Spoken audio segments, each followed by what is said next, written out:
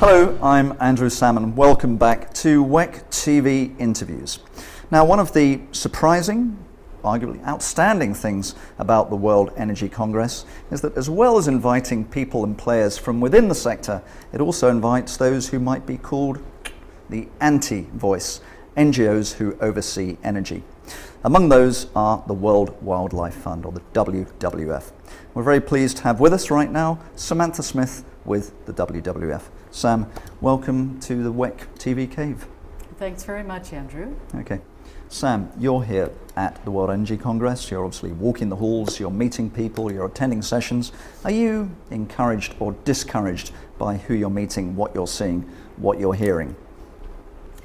Well, I'm pretty discouraged by the lack of responsiveness to climate science amongst some of the industry players.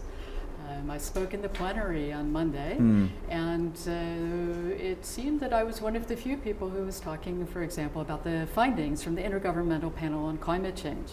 I mean, amongst other things, not only scientists, but folks such as the IEA are now saying that a majority of known fossil fuel reserves will have to stay in the ground to avoid dangerous climate change. So I would love to see more of that thinking, more focus on the alternative to fossil fuels here at the conference.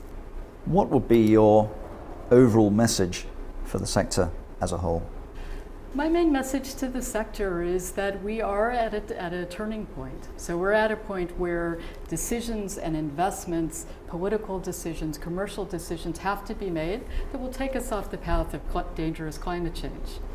It's up to the sector as well to take that on board, and also for their investors to think about whether they should be putting money into high-risk projects. Okay, understood. But you say now we're at a turning point. Could you just define what that turning point is? And right now, this year, this decade? What?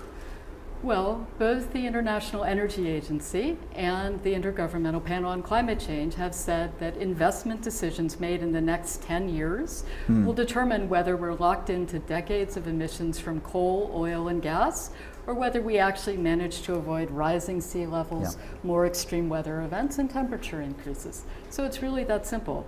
We have to change our path now, otherwise we're leaving a very uncertain future for our children and grandchildren. When you're looking at companies in the sector, many of them have corporate social responsibility initiatives, many of them have sound ethical policies in place. Are there any projects or policies you see from a certain company that you'd like to see replicated across the sector? Any benchmarks, any models?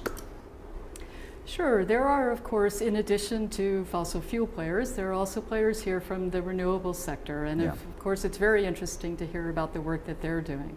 There I could highlight, for example, the work of Solar Century. Say again? Solar Century, it's run by Jeremy Leggett, it's a UK solar firm. Okay. What are they doing that is so good?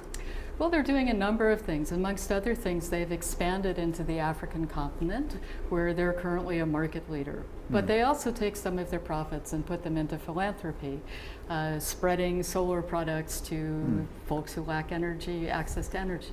Okay.